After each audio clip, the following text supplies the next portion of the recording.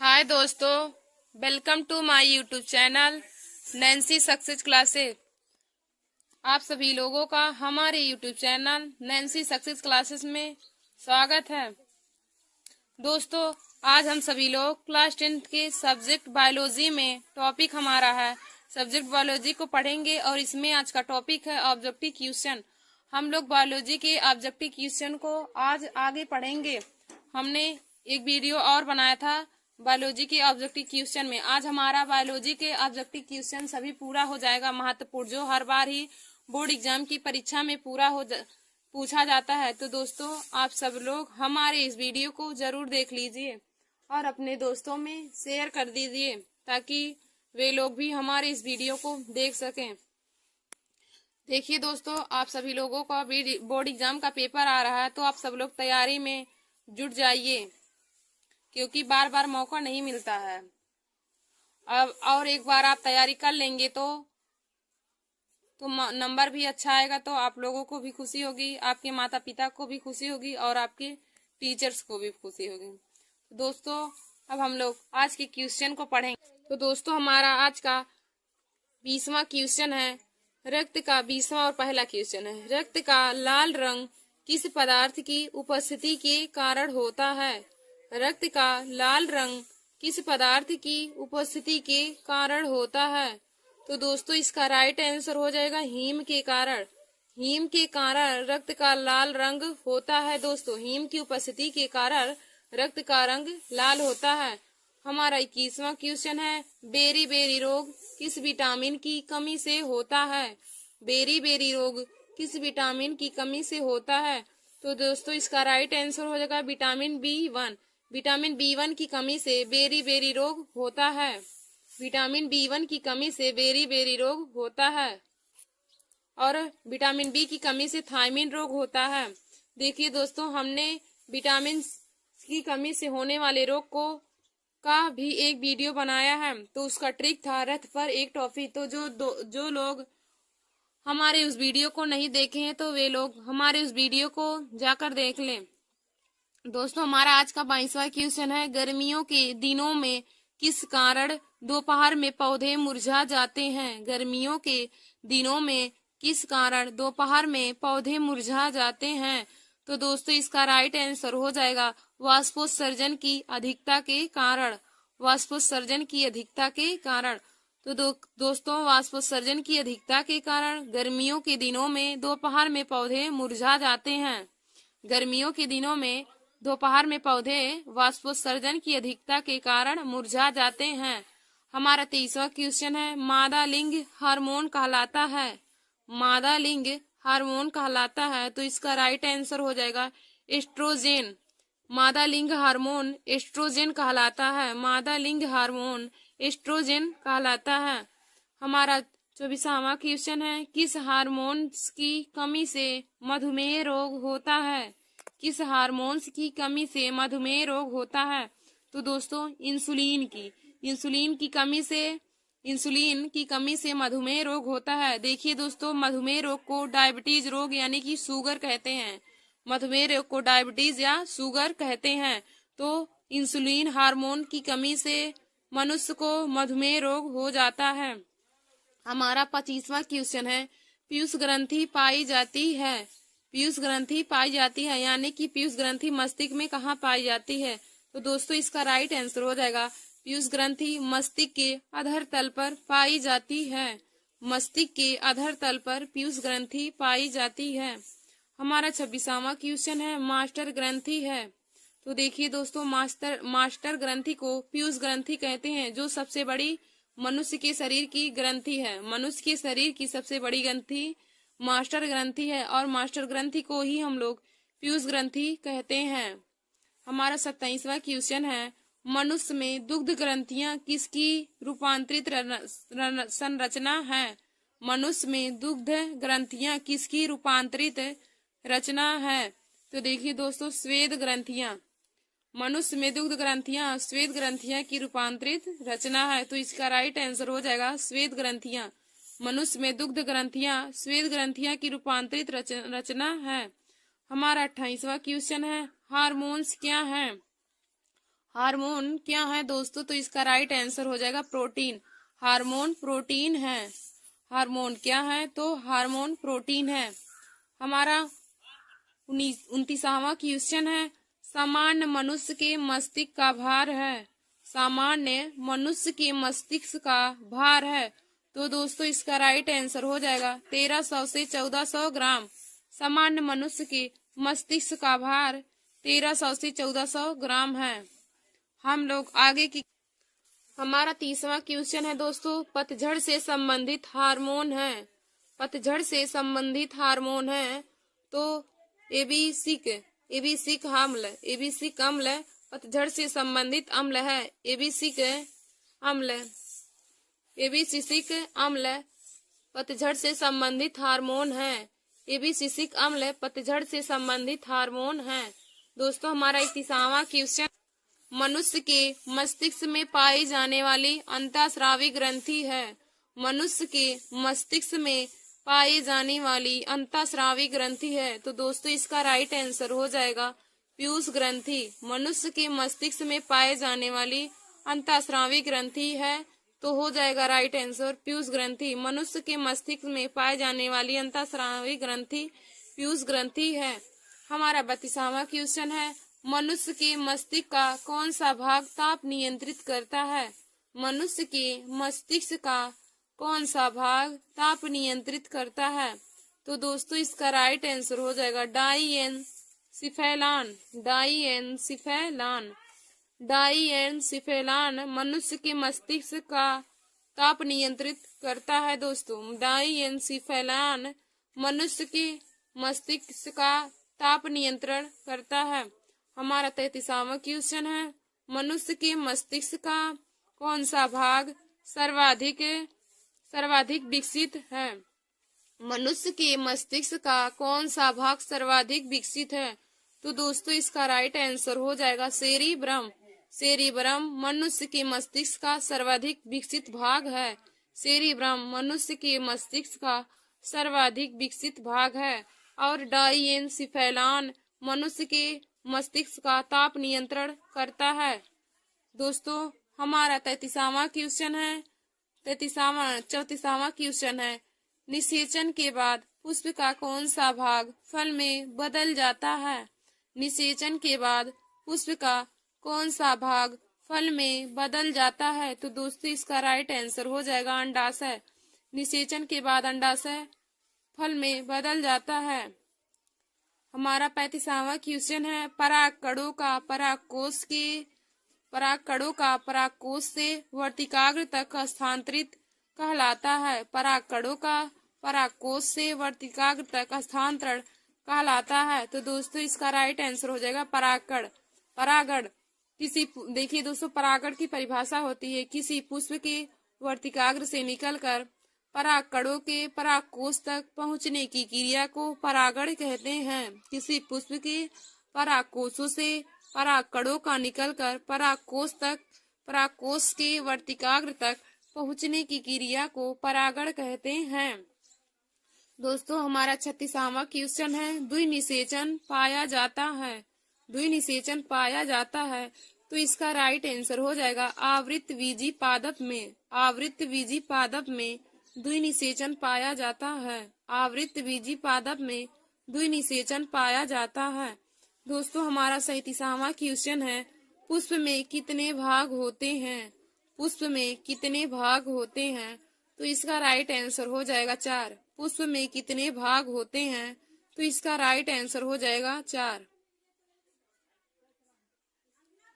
पुंज, दलपुंज, स्त्री कैंसर और पुंग कैंसर, यही होता है। पुष्प में कितने भाग होते हैं? तो इसका राइट आंसर हो जाएगा 4। पुष्प के 4 भाग होते हैं।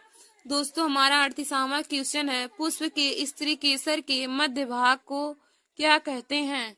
पुष्प के स्त्री केसर के मध्य भाग को क्या कहते हैं? तो इसका राइट आंसर हो जाएगा वर्तिका। पुष्प के स्त्री केसर के मध्य भाग को वर्तिका कहते हैं। अब हम लोग आगे के क्वेश्चन को देखेंगे दोस्तों। तो हमारा 39वां क्वेश्चन है, परागनली में नर युग्मक की संख्या होती है। परागनली में नर युग्मक की संख्या होती है तो इसका राइट आंसर हो जाएगा 2। पराग नली में नर युग्मक की संख्या 2 होती है। हमारा 40वां क्वेश्चन है, नर जनन अंगों से संबंधित ग्रंथि है। नर जनन अंगों से संबंधित ग्रंथि है तो हो जाएगा इसका राइट आंसर प्रोस्टेट। प्रोस्टेट नर जनन अंगों से संबंधित ग्रंथि है। प्रोस्टेट नर जनन अंगों से संबंधित ग्रंथि है। दोस्तों हमारा 41वां क्वेश्चन है, परिवार नियोजन की अस्थायी विधि है। परिवार नियोजन की अस्थायी विधि है तो इसका राइट आंसर हो जाएगा वैसेक्टोमी। वैसेक्टोमी वैसेक्टोमी दोस्तों वैसेक्टोमी परिवार नियोजन की अस्थायी विधि है। हमारा 42वां क्वेश्चन है, आनुवांशिकता के जनक है। आनुवांशिकता के जनक है तो इसका राइट आंसर हो जाएगा Gregor John Mendel. Gregor John Mendel आनुवांशिकता के जनक यानी कि पिता हैं। ग्रेगर जॉन मेंडल आनुवांशिकता के जनक या पिता हैं। देखिए दोस्तों, आनुवांशिकता की परिभाषा होती है माता पिता के लक्षणों का उनकी पीढ़ी दर पीढ़ी बच्चों में पहुंचने की क्रिया को आनुवांशिकता कहते हैं और आनुवांशिकता के जनक हैं ग्रेगर जॉन मेंडल। देखिए दोस्तों, यह क्वेश्चन बहुत ही बोर्ड एग्जाम की दृष्टि से इम्पोर्टेंट है। आनुवांशिकता के जनक है तो इसका राइट आंसर हो जाएगा ग्रेगर जॉन मेंडल। हमारा 43वां क्वेश्चन है, पृथक्करण का नियम प्रस्तुत किया था। पृथक्करण का नियम प्रस्तुत किया था। देखिए दोस्तों, इसका राइट आंसर हो जाएगा ग्रेगर जॉन मेंडल ने। पृथक्करण का नियम ग्रेगर जॉन मेंडल ने प्रस्तुत किया था। हम आगे की क्वेश्चन को देखेंगे।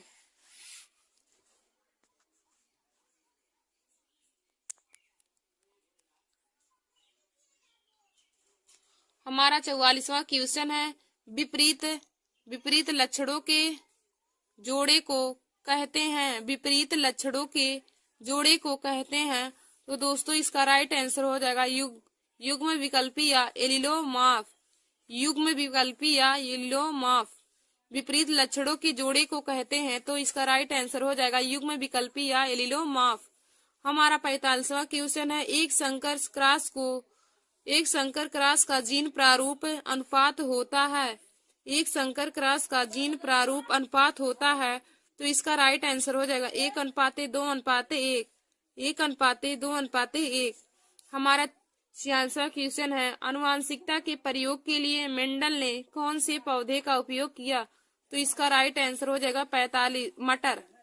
देखिए दोस्तों, आनुवांशिकता के प्रयोग के लिए मेंडल ने मटर के पौधे का सर्वप्रथम उपयोग किया था और यह भी क्वेश्चन बोर्ड एग्जाम की दृष्टि से बहुत ही इम्पोर्टेंट है। हमारा 47वां क्वेश्चन है, मनुष्य में गुणसूत्रों की संख्या होती है। तो दोस्तों मनुष्य में गुणसूत्रों की संख्या 46 होती है। मनुष्य में गुणसूत्रों की संख्या 46 होती है। यह भी क्वेश्चन बोर्ड एग्जाम की दृष्टि से बहुत ही इम्पोर्टेंट है। हमारा 48वां क्वेश्चन है, आनुवांशिक पदार्थ है। आनुवांशिक पदार्थ है तो दोस्तों इसका राइट आंसर हो जाएगा डीएनए। डीएनए आनुवांशिक पदार्थ है। हमारा 49वां क्वेश्चन है, केंद्रक बना होता है। केंद्रक बना होता है तो इसका राइट आंसर हो जाएगा न्यूक्लियो प्रोटीन का। केंद्रक न्यूक्लियो प्रोटीन का बना होता है और आनुवांशिक पदार्थ है तो डीएनए।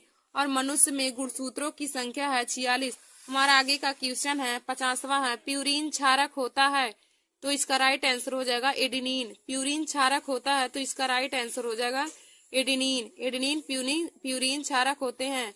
देखिए दोस्तों 51 क्वेश्चन है, डीएनए अणु में होते हैं तो इसका राइट आंसर हो जाएगा A+G=C+T। A+G=C+T डीएनए अणु में होते हैं तो A+G=C+T। 52 क्वेश्चन है, डॉक्टर हरगोविंद खुराना को नोबेल पुरस्कार मिला था तो 1968 ईस्वी में।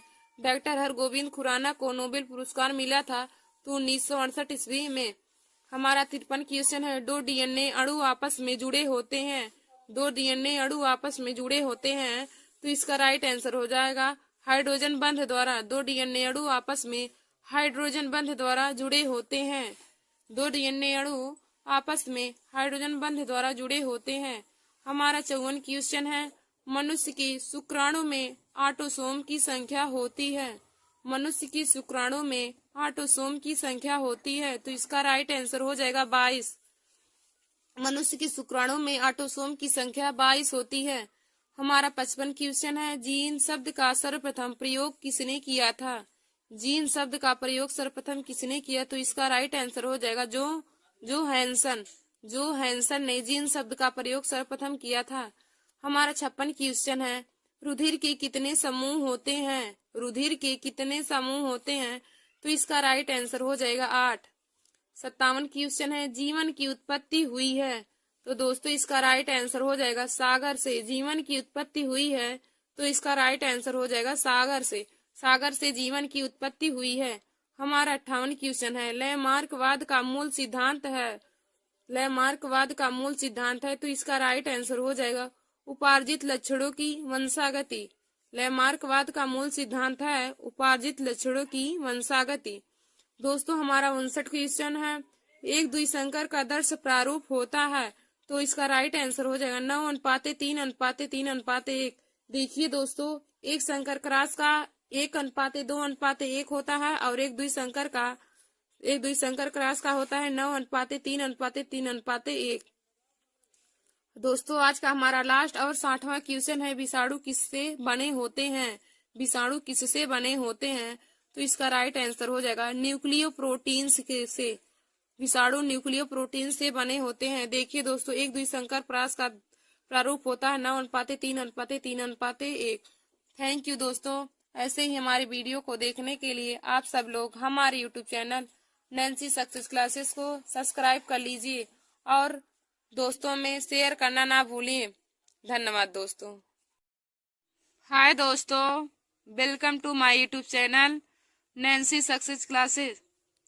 आप सभी लोगों का एक बार फिर से हमारे YouTube channel Nancy success classes में स्वागत है। दोस्तों आज हमारा टॉपिक बहुत ही महत्वपूर्ण है। आज हम सभी लोग क्लास 10 के सब्जेक्ट बायोलॉजी यानी कि जीव विज्ञान में कुछ महत्वपूर्ण ऑब्जेक्टिव क्वेश्चन पढ़ेंगे। तो दोस्तों हमारा आज का टॉपिक है ऑब्जेक्टिव क्वेश्चन यानी कि बहुविकल्पी प्रश्न। देखिए दोस्तों, बोर्ड एग्जाम की परीक्षा में क्लास 10 में अब ऑब्जेक्टिव क्वेश्चन 20 नंबर के पूछे जाने लगे हैं। तो आप सभी लोग हमारे इस वीडियो को जरूर देख लीजिए, क्योंकि यह वीडियो हमारा देखने के बाद आप सभी लोगों को 20 नंबर पक्का हो जाएगा। तो देखिए दोस्तों, हम सभी लोग अपने क्वेश्चन को देखते हैं। तो हमारा पहला क्वेश्चन है, मनुष्य के मुख में लार ग्रंथियों की संख्या होती है। मनुष्य के मुख में लार ग्रंथियों की संख्या होती है। तो दोस्तों इसका राइट आंसर हो जाएगा 3 जोड़ी, यानी कि मनुष्य के मुख में लार ग्रंथियों की संख्या 3 जोड़ी होती है। हमारा दूसरा क्वेश्चन है, मनुष्य में कृंतक या छेदक दांतों की संख्या कितनी होती है। मनुष्य के मुख में कृंतक या छेदक दांतों की संख्या होती है। तो इसका राइट आंसर हो जाएगा 8। मनुष्य के मुख में छेदक दांतों की संख्या 8 होती है। देखिए दोस्तों, मनुष्य के मुख में 4 प्रकार के दांत पाए जाते हैं, कृंतक, रत्नक, चौड़क और अग्रचौड़क। और उसमें कृंतक दांतों की संख्या हमारी 8 होती है। हमारे एक क्वेश्चन पूछा था कि मनुष्य के मुख में कृंतक दांतों की संख्या कितना होती है, तो हमारा राइट आंसर हो जाएगा 8। हमारा तीसरा क्वेश्चन है, फेफड़ों से शुद्ध रक्त आता है। फेफड़ों से शुद्ध रक्त आता है, तो इसका राइट आंसर हो जाएगा बाएं अलिंद में। बाएं अलिंद में फेफड़ों से शुद्ध रक्त आता है और बाएं निलय में अशुद्ध रक्त बहता है। चौथा क्वेश्चन है, यकृत परिवर्तित करता है इसका राइट आंसर हो जाएगा अमोनिया को यूरिया में। यकृत अमोनिया को यूरिया में परिवर्तित करता है। हमारा 5वां क्वेश्चन है, हीमोग्लोबिन महत्वपूर्ण भूमिका निभाता है। तो हमारा राइट आंसर हो जाएगा श्वसन में। हीमोग्लोबिन महत्वपूर्ण भूमिका श्वसन में निभाता है। हमारा 6वां क्वेश्चन है, मनुष्य के प्रमुख उत्सर्जी अंग हैं। तो मनुष्य के प्रमुख उत्सर्जी अंग वृक्क हैं। वृक्क यानी कि किडनी मनुष्य के प्रमुख अंग उत्सर्जी अंग हैं, तो वृक्क हो जाएगा। हमारा 7वां क्वेश्चन है, आहार नाल के पेशी संकुचन को कहते हैं। आहार नाल के पेशी संकुचन को कहते हैं, तो इसका राइट आंसर हो जाएगा क्रमाकुंचन, यानी कि आहार नाल के पेशी संकुचन को क्रमाकुंचन कहा जाता है। हमारा 8वां क्वेश्चन है, विटामिन सी का अच्छा स्रोत है। देखिए दोस्तों, विटामिन सी खट्टे फलों में पाया जाता है, तो विटामिन सी का अच्छा स्रोत संतरा हो जाएगा। विटामिन सी का रासायनिक नाम स्कॉर्बिक अम्ल है। हमने विटामिन पर भी एक वीडियो बनाया था और उस पर ट्रिक बनाया था रथ पर एक टॉफी। जो स्टूडेंट हमारे उस वीडियो को नहीं देखे हैं वे लोग हमारे डिस्क्रिप्शन बॉक्स में जा करके लिंक पड़ी है, उसमें जाके हमारे उस वीडियो को जरूर देख लें। और विटामिन सी खट्टे फलों में पाया जाता है। इसका रासायनिक नाम स्कॉर्बिक अम्ल होता है। तो विटामिन सी का अच्छा स्रोत इसमें संतरा हो जाएगा। हमारा 9वां क्वेश्चन है, पौधों में पत्तियों में बने हुए खाद्य पदार्थों का स्थानांतरण होता है। पौधों के पत्तियों में बने हुए खाद्य पदार्थों का स्थानांतरण होता है।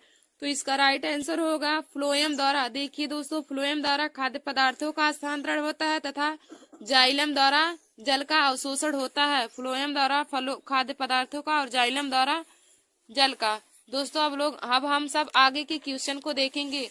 तो हमारा 10वां क्वेश्चन है, खनिज लवणों का अवशोषण होता है। खनिज लवणों का अवशोषण होता है। तो हमारा राइट आंसर होगा जड़ों द्वारा खनिज लवणों का अवशोषण होता है। हमारा 11वां क्वेश्चन है, रंध्र का संबंध है। तो हमारा राइट आंसर हो जाएगा वाष्पोत्सर्जन से। रंध्र का संबंध है तो वाष्पोत्सर्जन से। हमारा 12वां क्वेश्चन है, प्रकाश संश्लेषण क्रिया का उत्पाद है। प्रकाश संश्लेषण क्रिया का उत्पाद है तो हो जाएगा इसका राइट आंसर वाष्पोत्सर्जन। वाष्पोत्सर्जन प्रकाश संश्लेषण क्रिया का उत्पाद है। हमारा 13वां क्वेश्चन है, प्रकाशीय अभिक्रिया होती है। तो दोस्तों हरित लवक के ग्रेना में प्रकाशीय अभिक्रिया होती है तथा हरित लवक के स्ट्रोमा में अप्रकाशीय अभिक्रिया होती है। तो प्रकाशीय अभिक्रिया होती है तो हरित लवक के ग्रेना में। हमारा 14वां क्वेश्चन है, पित्त रस का निर्माण होता है। तो इसका राइट आंसर हो जाएगा यकृत में। पित्त रस का निर्माण यकृत में होता है। हमारा 15वां क्वेश्चन है, अप्रकाशीय अभिक्रिया होती है। तो हमारा राइट आंसर हो जाएगा हरित लवक के स्ट्रोमा में अप्रकाशीय अभिक्रिया होती है। हरित लवक के स्ट्रोमा में अप्रकाशीय अभिक्रिया तथा हरित लवक की ग्रेना में प्रकाशीय अभिक्रिया होती है। हमारा 16वां क्वेश्चन है, ऊर्जा की मुद्रा है। 16वां क्वेश्चन है ऊर्जा की मुद्रा है। तो हमारा राइट आंसर हो जाएगा एटीपी। एटीपी का पूरा फुल फॉर्म है एडेनोसिन ट्राइफॉस्फेट। ऊर्जा की मुद्रा है तो एटीपी। हमारा 17वां क्वेश्चन है, मनुष्य में ग्रासनाल की लंबाई है। तो इसका राइट आंसर हो जाएगा 25 से 30 सेंटीमीटर। मनुष्य के ग्रासनाल की लंबाई है 25 से 30 सेंटीमीटर। हमारा 18वां क्वेश्चन है, मनुष्य के दूध के दांतों की संख्या होती है। मनुष्य के दूध के दांतों की संख्या होती है तो 20 हो जाएगा। मनुष्य के दूध के दांतों की संख्या 20 हो जाएगा। हमारा 19वां और आज का लास्ट क्वेश्चन है, पादपों में वायु प्रदूषण कम करने वाली क्रिया है। पौधों में वायु प्रदूषण कम करने वाली क्रिया है तो प्रकाश संश्लेषण। देखिए दोस्तों, प्रकाश संश्लेषण पादपों में वायु प्रदूषण को कम करने वाली क्रिया है और मनुष्य के दूध के दांतों की संख्या 20 होती है। मनुष्य में ग्रासनाल की लंबाई 25 से 30 सेंटीमीटर होती है। धन्यवाद दोस्तों। ऐसे ही हमारे वीडियो को देखने के लिए आप सभी लोग हमारे YouTube channel Nancy success classes को सब्सक्राइब कर लीजिए और लाइक और शेयर करना ना भूलिए दोस्तों। Thank you. गुड मॉर्निंग दोस्तों, welcome to my YouTube channel Nancy success classes. एक बार फिर से आप सभी लोगों का हमारे YouTube channel Nancy success classes में स्वागत है। दोस्तों आज हम सभी लोग क्लास 10 के विषय रसायन विज्ञान में मोस्ट इम्पॉर्टेंट टॉपिक को पढ़ेंगे। तो आज का हमारा टॉपिक है ऑब्जेक्टिव क्वेश्चन। हमारा टॉपिक है ऑब्जेक्टिव क्वेश्चन यानी कि बहुविकल्पी प्रश्न।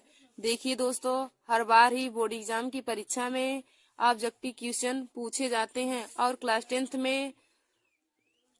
में ऑब्जेक्टिव क्वेश्चन यानी कि बहुविकल्पी क्वेश्चन अब 20 नंबर में पूछे जाने लगे हैं। तो दोस्तों आप सभी लोग हमारे इस वीडियो को जरूर देखिएगा। और आज का हमारा विषय है रसायन विज्ञान और टॉपिक है ऑब्जेक्टिव क्वेश्चन। क्लास 10 के स्टूडेंट हमारे इस वीडियो को जरूर देख लें, क्योंकि आज हमारा इस वीडियो देखने के बाद आप सभी लोगों का 20 नंबर पक्का हो जाएगा। और आप सभी लोगों को यह ऑब्जेक्टिव क्वेश्चन बोर्ड एग्जाम की परीक्षा में 20 नंबर के पूछे जाते हैं, जो OMR सीट में भरना पड़ता है।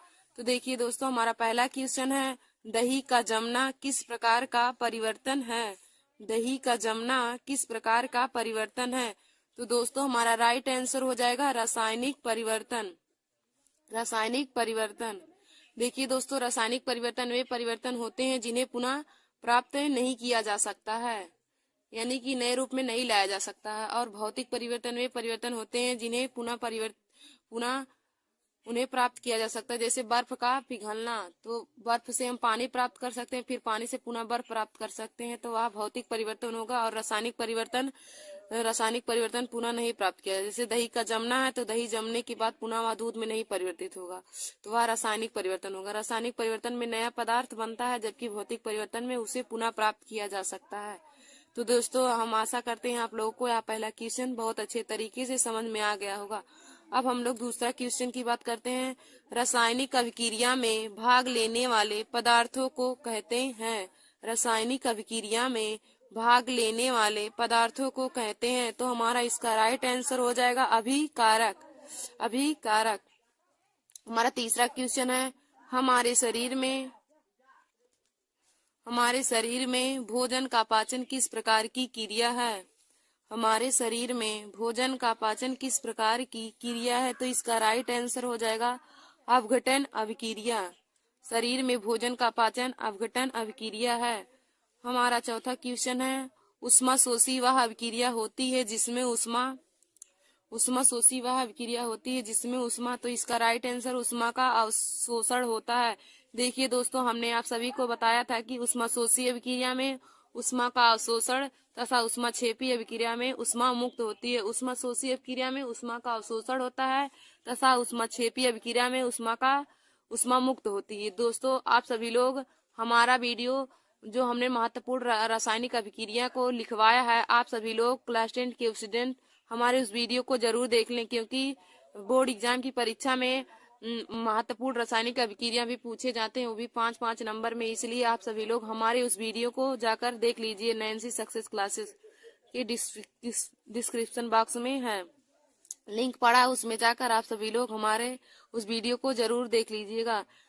तो हमारा पांचवा क्वेश्चन है, लेड नाइट्रेट का रासायनिक सूत्र है। लेड नाइट्रेट का रासायनिक सूत्र है। तो देखिए दोस्तों, इसका सूत्र हो जाएगा PbNO3 का होल ट्वाइस। PbNO3 का होल ट्वाइस। छठवां है NH4Cl। ए उत्क्रमणीय अभिक्रिया का चिन्ह है। फिर Na++ Cl- में टूटा है, अभिक्रिया है, तो यह अभिक्रिया उत्क्रमणीय अभिक्रिया होगी। देखिए दोस्तों, यह जो चिन्ह है, यह चिन्ह उत्क्रमणीय अभिक्रिया का है, इसलिए इसमें भी NH4Cl में ऐसे टूटा है, NH4+ करके फिर +Cl- करके, अब बीच में यह चिन्ह उत्क्रमणीय अभिक्रिया का है, तो इसलिए हम लोग इसको उत्क्रमणीय अभिक्रिया इसका आंसर रहेगा। तो यह अभिक्रिया उत्क्रमणीय अभिक्रिया होगी। हमारा सातवां क्वेश्चन है, अपचायक वे पदार्थ हैं। अपचायक वे पदार्थ हैं। तो अपचायक वे पदार्थ होते हैं जो इलेक्ट्रॉन त्यागते हैं, तथा उपचायक वे पदार्थ होते हैं जो इलेक्ट्रॉन ग्रहण करते हैं।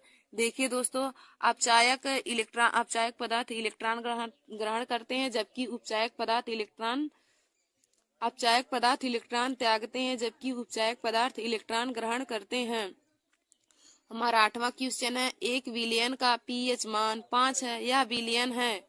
1 विलियन का pH मान 5 है, तो यह विलियन है। इसका राइट आंसर हो जाएगा अम्लीय।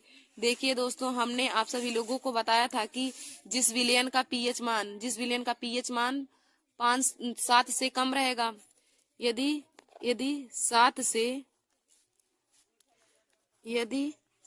से कम है तो विलियन अम्लीय होगा।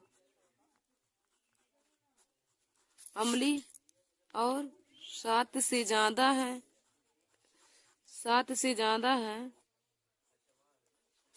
है तो वह विलियन की प्रकृति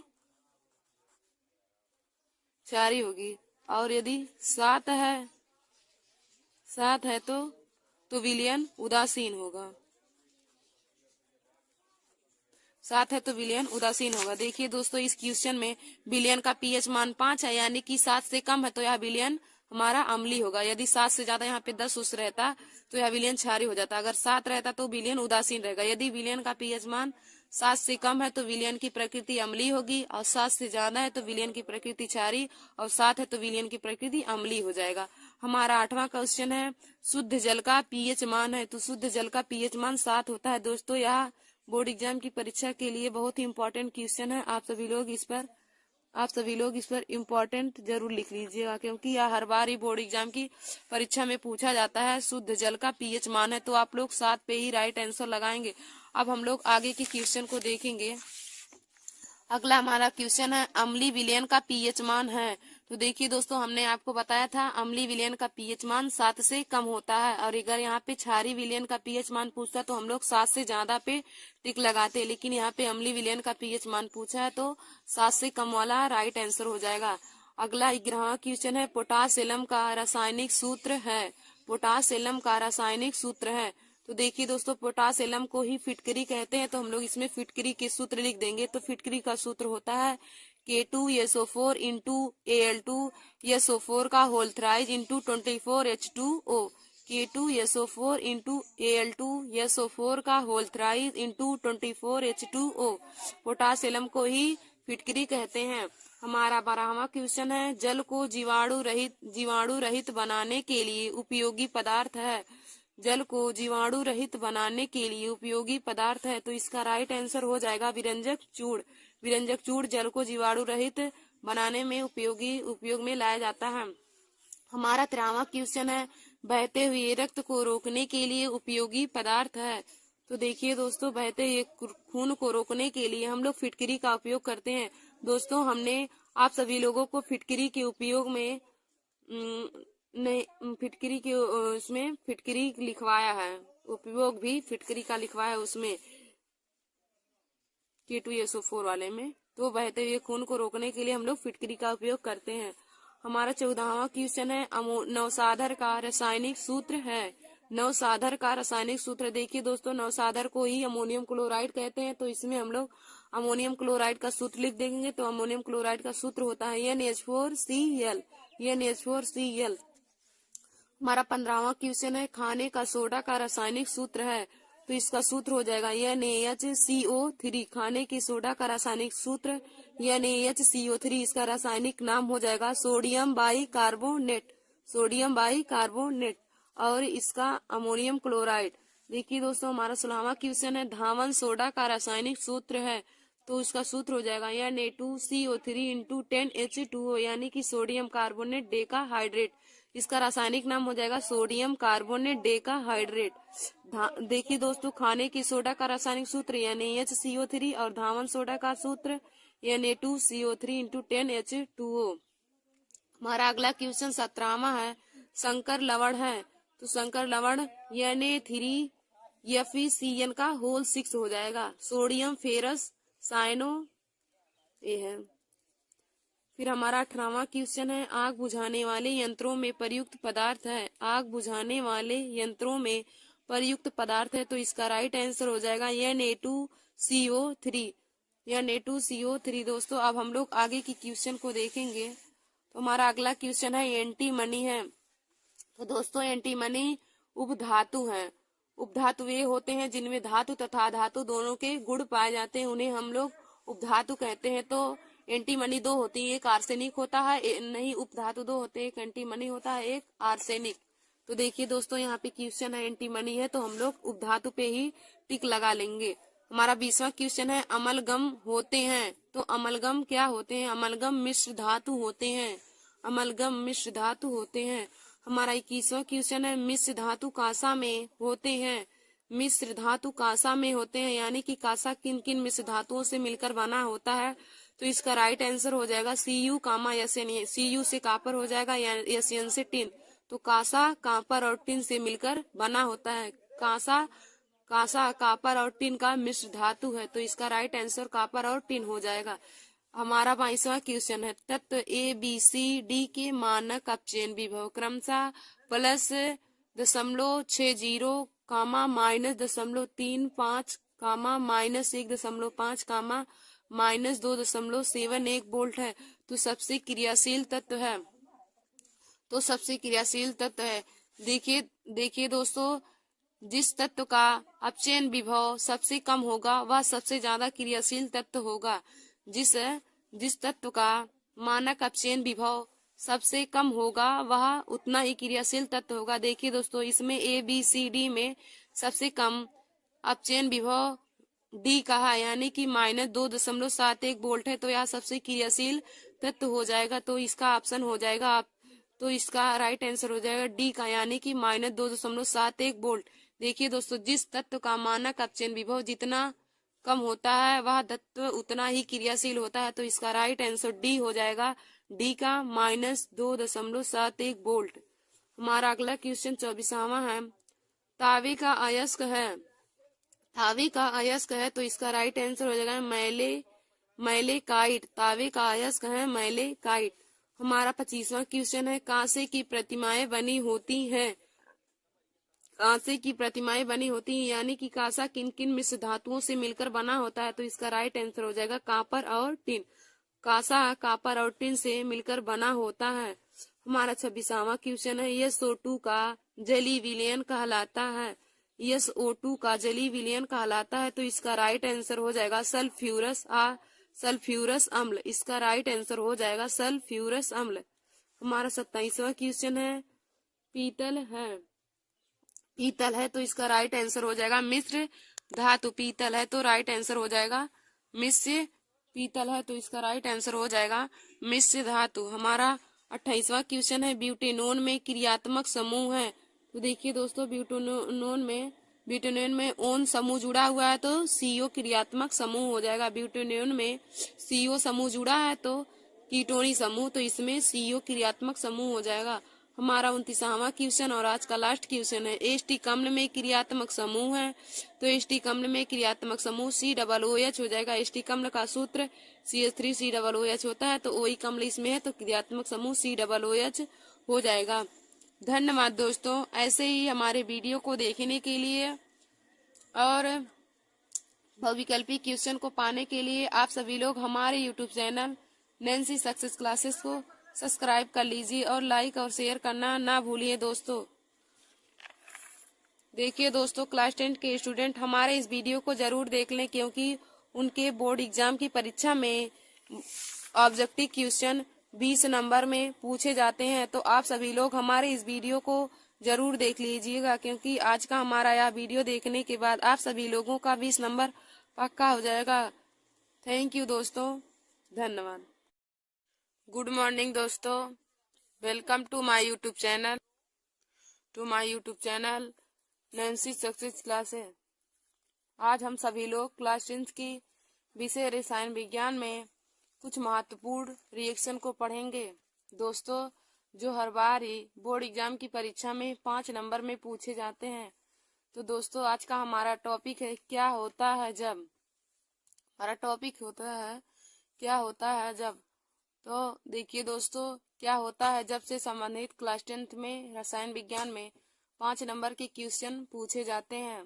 तो आप सभी लोग हमारे इस वीडियो को जरूर देख लीजिए, जिससे आप सभी लोगों को 5 नंबर पक्का हो जाए, और अपने दोस्तों में भी यह वीडियो शेयर कर दीजिए।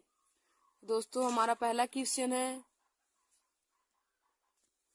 सोडियम बाइकार्बोनेट या खाने की सोडा को गर्म किया जाता है।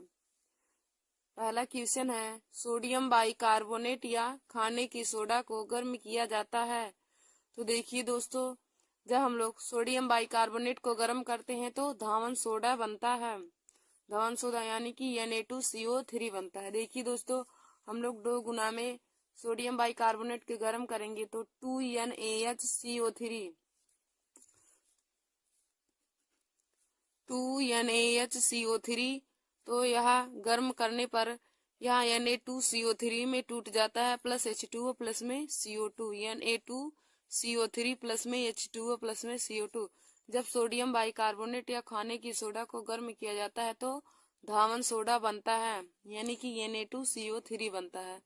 हमारा दूसरा क्वेश्चन है, एथिलीन की हैलोजन अम्ल के साथ क्रिया होती है। क्या होता है जब एथिलीन की हाइड्रोजन अम्ल के साथ क्रिया होती है।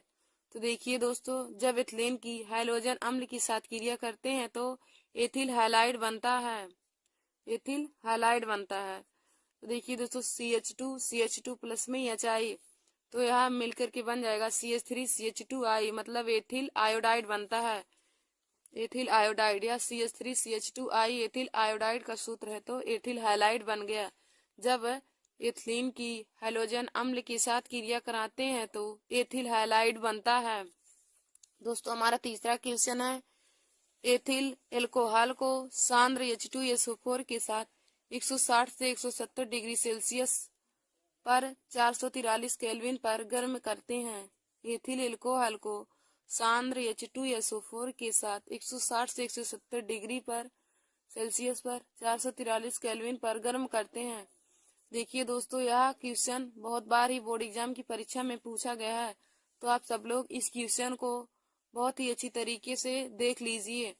तो देखिए दोस्तों, जब एथिल अल्कोहल को सांद्र H2SO4 के साथ 160 से 170 डिग्री सेल्सियस पर तथा 443 केल्विन ताप पर गर्म करते हैं तो एथिलीन गैस बनती है। तो देखिए दोस्तों, C2H5OH और सांद्र H2SO4 की उपस्थिति में 160 से 170 डिग्री सेल्सियस पर गर्म करेंगे तो एथिलीन गैस बनती है और प्लस में H2O गैस मुक्त होती है, तो एथिलीन गैस बनेगा, एथिलीन गैस बनेगा। तो देखिए दोस्तों, एथिलीन गैस बनती है, प्लस में जल भी निकलता है। तो एथिल एल्कोहल को सांद्र H2SO4 के साथ 160 से 170 डिग्री सेल्सियस पर तथा 443 केल्विन पर गर्म करते हैं तो एथिलीन गैस बनती है, C2H4, और जल निकल जाता है। हमारा अगला क्वेश्चन चौथा है, सोडियम एसीटेट को सोडा लाइम के साथ गर्म करते हैं। सोडियम एसीटेट को सोडा लाइम के साथ गर्म करते हैं।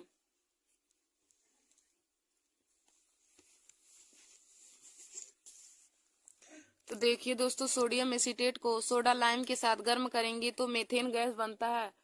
और देखिए दोस्तों, सोडा लाइम का सूत्र है NaOH। सोडियम हाइड्रोक्साइड को ही सोडा लाइम कहते हैं, उसका सूत्र है NaOH। जब हम लोग सोडियम एसीटेट को सोडा लाइम के साथ गर्म करेंगे तो मेथेन गैस बनेगी, CH3COO Na प्लस में NaOH। इसको गर्म करेंगे और कैल्शियम ऑक्साइड की उपस्थिति में जब गर्म करेंगे तो देखिए दोस्तों, CH4 यानी कि मेथेन गैस बनती है और धावन सोडा यानी H2CO3 बनेगा। तो सोडियम एसीटेट को सोडा लाइम के साथ गर्म करते हैं तो मेथेन गैस बनता है, CH3COO Na प्लस में NaOH। इसको गर्म करेंगे कैल्शियम ऑक्साइड की उपस्थिति में तो मेथेन गैस बनेगी और और सोडियम कार्बोनेट। अब हम लोग आगे की क्वेश्चन को देखेंगे। हमारा पांचवा क्वेश्चन है, प्लास्टर ऑफ पेरिस को गर्म करते हैं। प्लास्टर ऑफ पेरिस को गर्म करते हैं। तो देखिए दोस्तों, जब प्लास्टर ऑफ पेरिस को गर्म करते हैं तो कैल्शियम सल्फेट बनता है, CaSO4 इंटू H2O। इसको 200 डिग्री सेल्सियस पर गर्म करते हैं तो 2CaSO4 प्लस में H2O बनेगा, यानी कि कैल्शियम सल्फेट बनता है।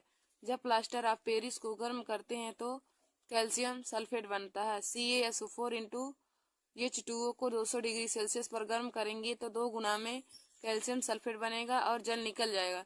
देखिए दोस्तों, प्लास्टर ऑफ पेरिस का यही सूत्र है, CaSO4 इंटू H2O, तो बनेगा 2CaSO4 प्लस में H2O, कैल्शियम सल्फेट बनता है। जब प्लास्टर ऑफ पेरिस को गर्म करेंगे तो कैल्शियम सल्फेट बनेगा। हमारा अगला क्वेश्चन छठवां है, एथिल एल्कोहल को अमोनिया के साथ गर्म करते हैं। एथिल एल्कोहल की अमोनिया के साथ अब क्रिया कराते हैं। तो देखिए दोस्तों, एथिल एल्कोहल की अमोनिया के साथ क्रिया कराते हैं तो एथिल एमीन बनता है। एथिल एल्कोहल को अमोनिया के साथ क्रिया कराएंगे तो एथिल एमीन बनेगा। देखिए दोस्तों, हमारा रिएक्शन है C2H5OH प्लस में NH3, C2H5OH प्लस में NH3। इसको ZnCl2 की उपस्थिति में और 300 डिग्री सेल्सियस की उपस्थिति में गर्म करेंगे तो एथिल एमीन बनेगा, C2H5NH2 प्लस में H2O। एथिल एमीन बनेगा और जल निकल जाएगा। एथिल एल्कोहल को अमोनिया के साथ क्रिया कराने पर एथिल एमीन बनता है।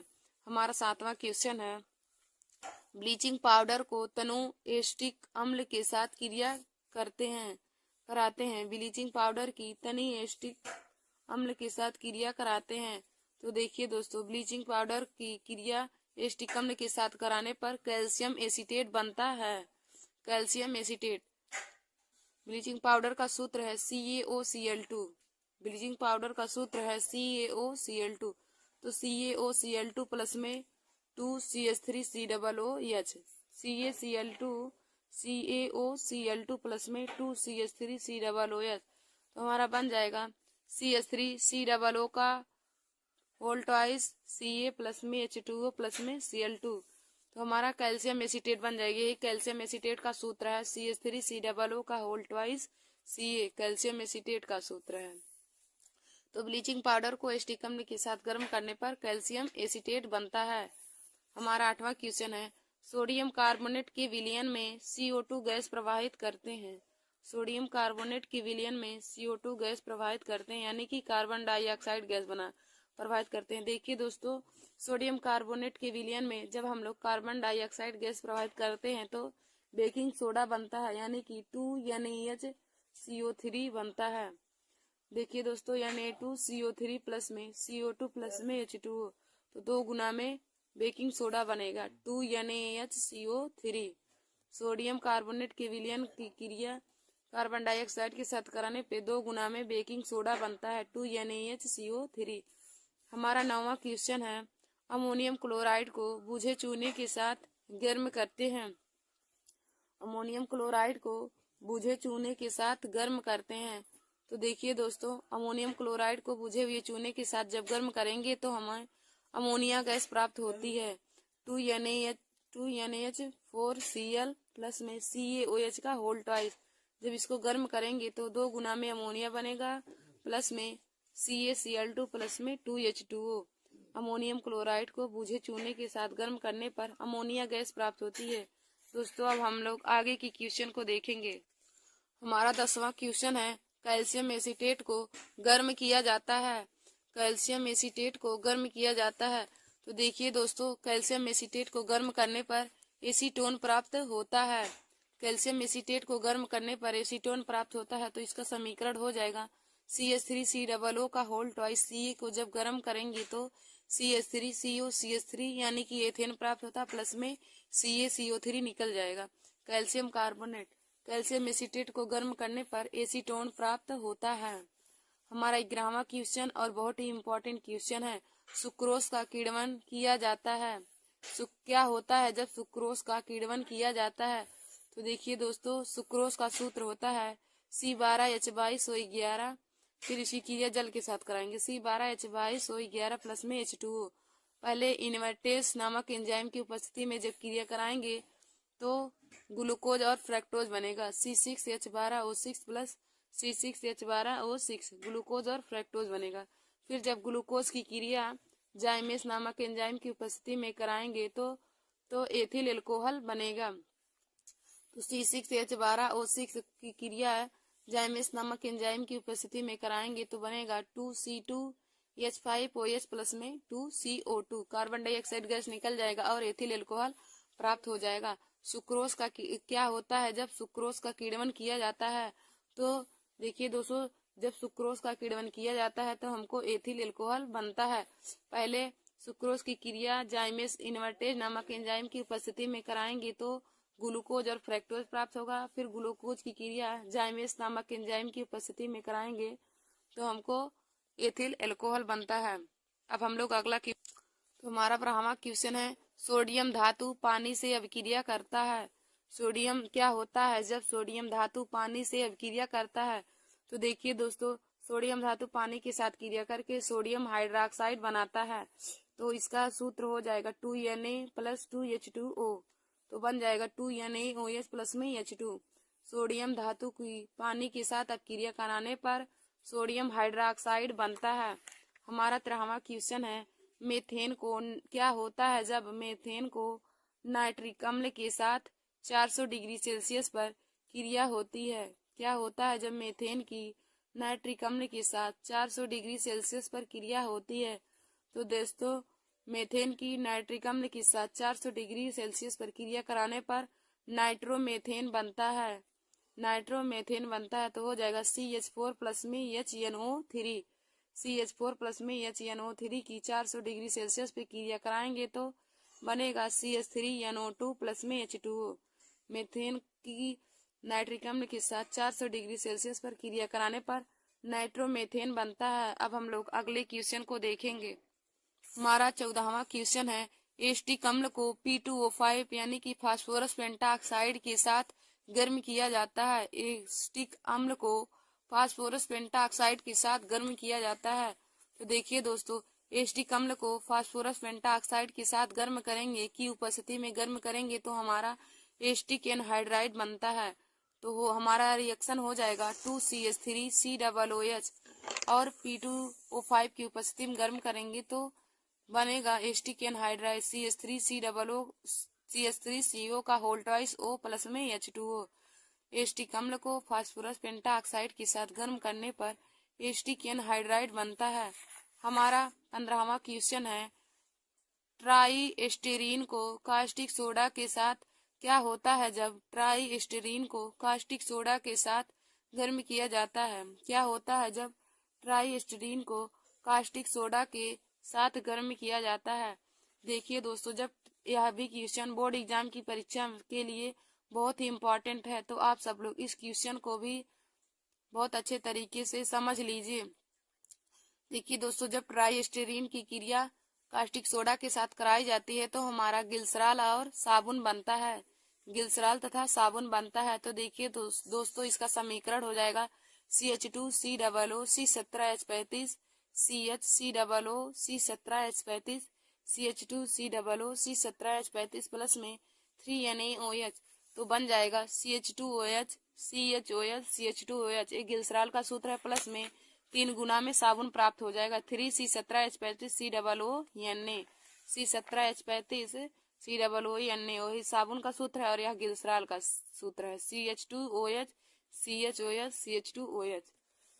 अब हम लोग अगले क्वेश्चन को देखेंगे। तो हमारा 16वां क्वेश्चन है, एस्टिक अम्ल को फास्फोरस पेंटाक्लोराइड के साथ क्रिया कराई जाती है। एस्टिक अम्ल की फास्फोरस पेंटाक्लोराइड के साथ क्रिया कराई जाती है। तो देखिए दोस्तों, एस्टिक अम्ल की फास्फोरस पेंटाक्लोराइड के साथ क्रिया कराते हैं तो एस्टिल क्लोराइड बनता है। एस्टिल क्लोराइड बनता है। तो इसका सूत्र हो जाएगा समीकरण CH3COOH प्लस में PCl5। ये फास्फोरस पेंटाक्लोराइड का सूत्र है CH3COOH प्लस PCl5। तो बन जाएगा हमारा CH3COCl स्टील क्लोराइड प्लस में POCl3 phosphorus oxy chloride plus में HCl बन जाएगा। एस्टिक अम्ल की फास्फोरस पेंटाक्लोराइड के साथ क्रिया कराएंगे तो एस्टिल क्लोराइड बनेगा। एस्टिक अम्ल की फास्फोरस पेंटाक्लोराइड के साथ क्रिया कराते हैं तो एस्टिल क्लोराइड बनता है। हमारा 17वां क्वेश्चन है, एथिल एल्कोहल को H2SO4 के साथ 140 डिग्री सेल्सियस तक गर्म किया जाता है। एथिल एल्कोहल को H2SO4 यानी कि सांद्र सल्फ्यूरिक अम्ल की उपस्थिति में 140 डिग्री सेल्सियस तक गर्म किया जाता है। तो देखिए दोस्तों, यह क्वेश्चन भी बोर्ड एग्जाम की परीक्षा से बहुत ही इम्पोर्टेंट है। तो आप सभी लोग इस क्वेश्चन को भी बहुत अच्छे तरीके से समझ लीजिए। तो देखिए दोस्तों, यह हमारा टॉपिक 2 स्टेप में बनेगा और एथिल एल्कोहल को H2SO4 के साथ 140 डिग्री सेल्सियस पर गर्म करने पर डाई एथिल ईथर बनता है। डाई एथिल ईथर बनता है। तो दोस्तों, हमारा समीकरण हो जाएगा, हमारा पहला समीकरण होगा। तो देखिए दोस्तों, हो जाएगा C2H5OH प्लस में H2SO4 C2H5OH प्लस में H2SO4। जब इसको 100 डिग्री सेल्सियस पर गर्म करेंगे तो हमारा बनेगा ethyl hydrogen sulphate C2H5HSO4 plus में H2O C2H5OH प्लस में H2SO4। इसको 100 डिग्री सेल्सियस पर गर्म करेंगे तो हमारा एथिल हाइड्रोजन सल्फेट बन जाएगा C2H5HSO4 प्लस में H2O। फिर जब हम एथिल हाइड्रोजन सल्फेट की क्रिया एथिल अल्कोहल के साथ 140 डिग्री सेल्सियस पर कराएंगे तो डाई एथिल ईथर बनेगा। C2H5HSO4 प्लस में C2H5OH की क्रिया 140 डिग्री सेल्सियस पर करेंगे तो डाई एथिल ईथर बनेगा। दोस्तों, अब हम लोग आगे की क्वेश्चन को देखेंगे। हमारा 17वां क्वेश्चन है, एथिल एल्कोहल की एसिटिक अम्ल के साथ तनु अम्ल की उपस्थिति में क्रिया कराते हैं। एथिल एल्कोहल की एसिटिक अम्ल के साथ तनु H2SO4 की उपस्थिति में क्रिया कराते हैं। तो देखिए दोस्तों, इसमें एथिल एसीटेट बनता है। जब एथिल एल्कोहल की एसिटिक अम्ल के साथ सांद्र सल्फ्यूरिक अम्ल की उपस्थिति में क्रिया कराएंगे तो एथिल एसीटेट बनता है। तो इसका रस समीकरण हो जाएगा C2H5OH प्लस में CH3COOH। C2H5OH प्लस में CH3COOH की क्रिया H2SO4 की उपस्थिति में कराएंगे तो बन जाएगा ethyl acetate CH3COO C2H5 CH3COO C2H5 plus में H2O निकल जाएगा और एथिल एसीटेट बन जाएगा। हमारा 18वां क्वेश्चन है, इथेनॉल क्षारीय पोटेशियम परमैंगनेट द्वारा ऑक्सीकृत होता है। इथेनॉल क्षारीय पोटेशियम परमैंगनेट द्वारा ऑक्सीकृत होता है। तो दोस्तों, इथेनॉल क्षारीय पोटेशियम परमैंगनेट द्वारा ऑक्सीकृत होने पर एसिटिक अम्ल बनाता है। तो इसका समीकरण हो जाएगा C2H5OH क्षारीय की MnO4 की उपस्थिति में ऑक्सीकृत करेंगे तो बन जाएगा CH3COOH प्लस में H2O। एसिटिक अम्ल बन जाएगा। हमारा 18वां क्वेश्चन है, कैल्शियम एसीटेट को गर्म किया जाता है। दोस्तों, कैल्शियम एसीटेट को गर्म करने पर एसीटोन बनता है। CH3COO का होल ट्वाइस Ca को गर्म करेंगे तो CH3CO CH3 बन जाएगा प्लस में CaCO3 निकल जाएगा। कैल्शियम एसीटेट को गर्म करेंगे, क्या होता है जब कैल्शियम एसीटेट को गर्म किया जाता है तो हमारा इसमें एसीटोन बनेगा। हमारा 20वां क्वेश्चन है, मीथेन की सूर्य के प्रकाश की उपस्थिति में क्लोरीन के साथ अपक्रिया होती है। मीथेन की सूर्य के प्रकाश की उपस्थिति में क्लोरीन के साथ अपक्रिया होती है। तो दोस्तों, क्लोरोमीथेन बनता है। मीथेन की सूर्य की उपस्थिति में क्लोरीन के साथ क्रिया कराएंगे तो क्लोरोमीथेन बनेगा। तो इसका समीकरण हो जाएगा CH4 प्लस में Cl2। CH4 प्लस में Cl2 सूर्य के प्रकाश की उपस्थिति, देखिए दोस्तों, यह सूर्य के प्रकाश की उपस्थिति का चिन्ह है। तो CH4 प्लस में Cl2, तो इसका बन जाएगा CH3Cl प्लस में HCl। क्लोरोमीथेन बनेगा CH3Cl प्लस में HCl। मीथेन की सूर्य के प्रकाश की उपस्थिति में क्लोरीन के साथ अपक्रिया कराएंगे तो क्लोरोमीथेन बनेगा CH4 प्लस में Cl2, तो बन जाएगा CH3Cl प्लस में HCl। हमारा 21वां क्वेश्चन है, एथिल अल्कोहल की क्लोरीन व NaOH के साथ क्रिया कराते हैं। एथिल अल्कोहल की क्लोरीन व NaOH के साथ क्रिया कराएंगे तो दोस्तों इसमें क्लोरोफॉर्म बनेगा। एथिल अल्कोहल की क्लोरीन व NaOH के साथ क्रिया कराने पर क्लोरोफॉर्म बनेगा। तो इसका समीकरण हो जाएगा C2H5OH प्लस में 4Cl2 प्लस में 6NaOH। 4Cl2 प्लस में 6NaOH के साथ गर्म करेंगे तो बन जाएगा CHCl3 प्लस में 5NaCl। CHCl3 प्लस में 5NaCl प्लस में HCOONA प्लस में 5H2O। देखिए दोस्तों, एथिल अल्कोहल की क्लोरीन व NaOH के साथ क्रिया कराने पर क्लोरोफॉर्म बनता है। C2H5OH प्लस में 4Cl2 प्लस में 6NaOH, तो बन जाएगा CHCl3 प्लस में 5NaCl प्लस में HCOONA प्लस में 5H2O। क्लोरोफॉर्म बनेगा। हमारा अगला क्वेश्चन है दोस्तों, यह हमारा आज का 22वां और आज का लास्ट क्वेश्चन है, एसिटिक अम्ल सोडियम कार्बोनेट से क्रिया करता है। एसिटिक अम्ल सोडियम कार्बोनेट से क्रिया करता है तो दोस्तों सोडियम एसीटेट बनता है। तो इसका समीकरण हो जाएगा 2CH3COOH प्लस में Na2CO3। 2CH3COOH प्लस में Na2CO3, तो बन जाएगा 2CH3COONA प्लस में CO2 प्लस में H2O। एसिटिक अम्ल को सोडियम कार्बोनेट के साथ क्रिया कराने पर सोडियम एसीटेट बनता है। धन्यवाद दोस्तों। ऐसे ही हमारे वीडियो को देखने के लिए आप सब लोग हमारे YouTube channel Nancy success classes को सब्सक्राइब कर लीजिए। और दोस्तों, हमारे इस वीडियो को आप सब लोग अपने दोस्तों में ज़रूर शेयर कर लिए ताकि वो भी हमारे इस वीडियो को देख लें। और आप सब लोग इस वीडियो को ज़रूर देख लीजिए, क्योंकि हर बार ही बोर्ड एग्जाम की परीक्षा में क्या होता है, जब से 5 नंबर के क्वेश्चन पूछे जाते हैं। थैंक यू दोस्तों।